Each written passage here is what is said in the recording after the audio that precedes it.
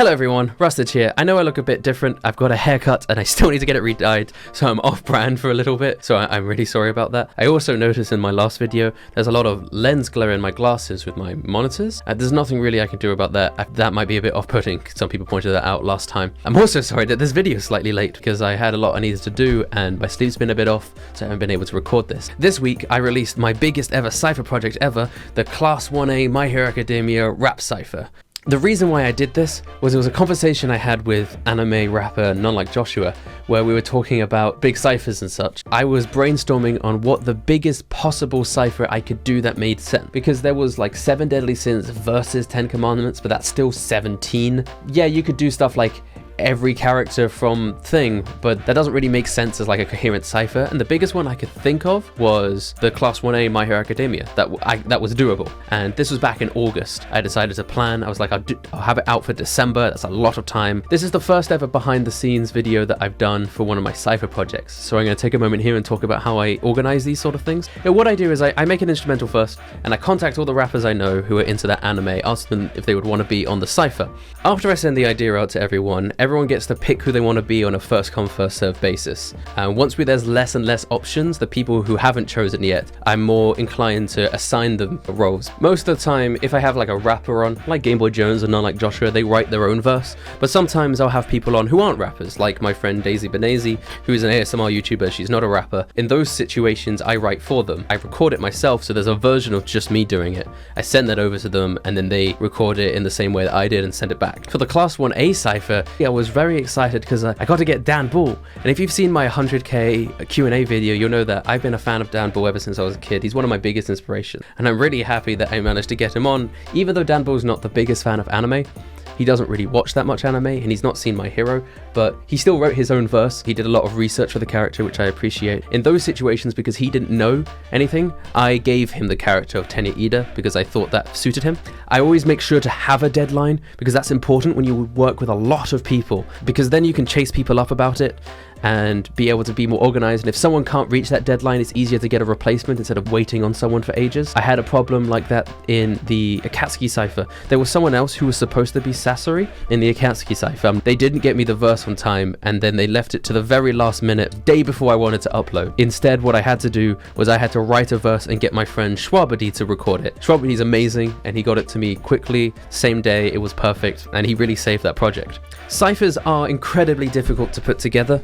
And I know a lot of people suggest, like, do this cipher, do that cipher, without realizing how much work it is. I really obviously appreciate everyone who helps me with them, and I really hope that I use them as an opportunity to shine a spotlight on a lot of creators and smaller creators and such. I know a lot of you discovered Savvy Hyuga through my Hokage cipher, and Connor Rapper through my ciphers and stuff, who are relatively smaller nerdcore artists, which I think are very good, and I want to show them off in my videos. Before we move on to the instrumental, I wanted to talk a little bit about how I decided the order of the characters, the order in which they would be rapping in. When I've done ciphers in the past, in the Hokage cipher it was easy because I did it chronologically. Same with the Straw Hat cipher, I did it chronologically. Those made sense to me. But for this one, there wasn't any like set order I could use besides seating order, but the problem I had with seating order was that a lot of major characters were next to each other.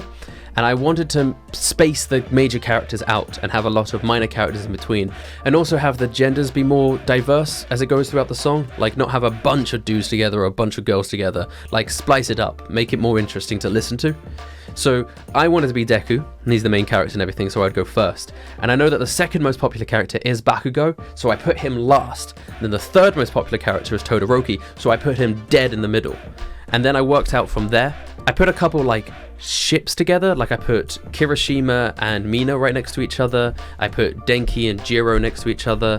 I put Ojiro and Invisible Girl next to each other. I wanted the start of the song, the first 4 or so characters, to be relatively major as a sort of good intro, and then we can get into the minor characters. That's why it goes Deku, Ida, Uraraku and Froppy are all right at the beginning before we get to Sero. I also didn't want to think too hard about it because I knew I'd spend ages trying to think of the perfect order to have these characters rap in, and I think what I came up with in the end was good enough. I also put Nux Taku near the end because I knew a lot of people would be listening for Nux Taku, and it keeps their attention span up. They'd be like, oh, I want to wait until Nux Taku. And the same with Bakugo, a lot of people would be listening for Bakugo, and he's right at the end. If like Ojiro or Sero was the last character, some people would tune out before that because they're like, I don't don't care about that character, even if the verse was good. Welcome to FL Studio again. Here we are. This is the project file for the Class 1A thing for the instrumental.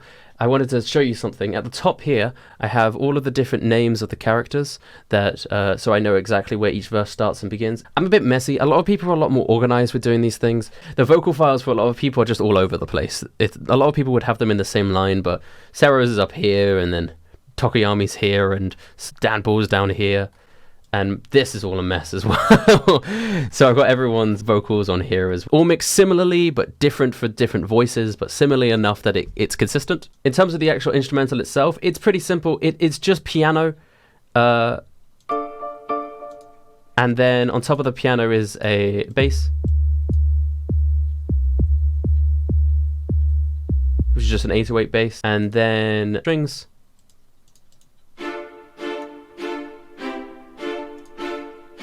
And then little brass sections as well.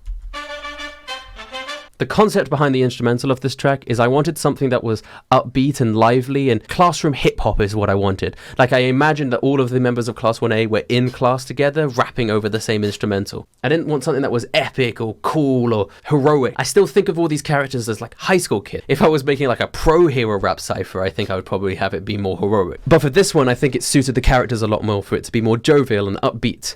In terms of BPM, I had it at 100 BPM, which is a nice moderate tempo. It lets people just have a consistent flow that's upbeat and fun. They never go too slow, and they don't have to do anything weirdly complicated with triplets and stuff. There's nothing really more to say about the instrumental. Definitely made more complicated instrumentals. I didn't want it to take away from the vocals at all. Hello, here's the lyric aspect. I'm going to go through all of the lyrics I wrote in this cipher. My verse, obviously, Uraraka, Froppy, Mina, Mineta, and Toru Hagakure. When I write all of these verses, I record a version of myself rapping it first, so that the person who is recording it knows what it sounds like and how it flows.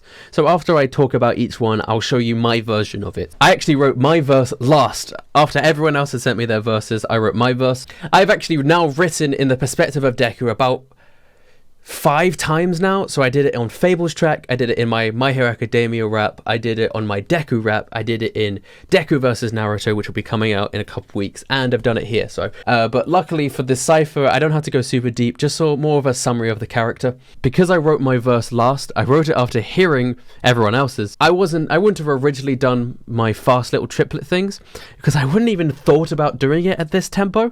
But after hearing None Like Joshua do it as Todoroki, I was like, wait a second, I can do that. So I did it. I did the take it a second, breaking my limit, or hit it with everything, pain, I can feel it. In terms of Uraraka's verse, I wanted to have a run through of the same rhyme. I wanted it all to rhyme with gravity, because her names are Gravity and family. Like, everything about her story rhymed with her name and her quirk and her ability. So, you know, gravity, strategy, casually, lethality, casualty, apathy, actually, capacity, thankfully, morality, reality, family, humanity, gravity. Having that rhyme scheme carry throughout the entire verse was my goal. What I quite like is my moat is money, thankfully they don't define morality. Her reason for becoming a hero is to earn a lot of money to support her family. Some people would look at the fact that she wants to be a hero just to earn money as like a bad thing. I'm saying that doesn't define her morality. She still wants to save people, but she also wants to benefit and help out her family as well. And I wanted to get that across. I'll make you float as I'm messing with zero gravity. Don't mean to gloat when I'm calculating these strategies, rapidly climbing casually. My quirk lacks in lethality, but actually your apathy will lead straight to your casualty. I'll happily fight for justice with all of my capacity. My mode is money, thankfully they don't define morality. Reality is I'm just helping others from my family. I'm saving all humanity, don't you mess with gravity. In Froppy, some of you will have noticed that I actually reference my Froppy rap in my Froppy verse here with Ribbit exhibit a hero spirit. Obviously it's different because I have this bit with this frog's idyllic, not a gimmick in a minute. Idyllic meaning like happy, serene. So in my original Froppy track, I spent ages trying to think of a good rhyme for camouflage, because I wanted a multisyllabic rhyme for camouflage. So in my Froppy rap, I was like, barrage rhymes with maflage, but what would rhyme with cam? Jam? Slam jam barrage? It was stupid, and I regret, it's one of the lines I regret in the original song, because I just say something like slam jam barrage, go invisible with my camouflage, and ended up making the thing weaker because I was trying to get the rhyme better, when in reality I could have just rhymed camouflage with large, charge, any of these rhymes that just rhyme with flage. So to make up for that mistake, in this rap, I say spitting and I take charge, and then I'm turning invisible with my camouflage. Ribbit, exhibit a hero spirit, I'm in it, and so I win it. When I'm swimming, yeah, I won't stop. This fog's idyllic, not a gimmick. In a minute, I'll be launching in to kill it like a frog, I'm bringing mad hops. My tongue's deadly, spitting and I take charge, and then I'm turning invisible with my camouflage. In the water, no villain can dare to stop me. You're looking sloppy, now you're facing froppy. For Mina, for the rhyming of this first stanza, I had some rhymes go across multiple lines so that I could have my double syllable rhyme scheme flow throughout it. So I had Seda, Dea, Stadia, but the word is upon. The corrosive cake Crusader, Pinky here to save the day and end up taking center stage upon these lyrics that are layer. I was quite proud of the easygoing and passionate battle, not passive, see it flowing. I don't spit fire, I spit acid. Because that's obviously a reference to people rapping when they say they spit fire.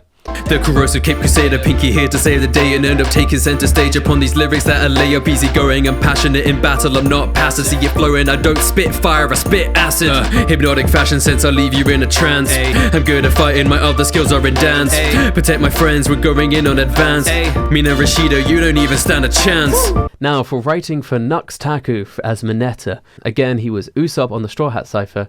He's Mineta on this track. I felt like this was one of the ones I actually assigned, thought it worked well for his stage persona. I just started immediately with where the ladies at, where the ladies at, which is so weird because I could never comfortably rap that myself in a verse. I would never upload something where I was the person rapping that. You'll hear me in a second actually rapping that for my reference vocals. It's just not something I would ever write in a rap, even for a character like this. It felt good to get it out so that Nux Taku could do it, and I think he did a good job with this. I did also want to highlight his abilities, not just the fact that he likes women, with his whole thing with his grape attacks, how people underestimate him, but he can like stick people, and it's frustrating to face him. I wanted to get that across in the lyrics. Where the ladies at, where the ladies at. Mineta's here, peak of women that I'm gazing at. People thinking that I'm weak, but you know what I say to that. Leave you in a sticky situation with my grape attacks. Underestimating me, you're lacking information. Incapacitation when you're facing me, frustration. Master of flirtation, pretty much the top dog. You ain't ever coming close when I pop off. And then finally for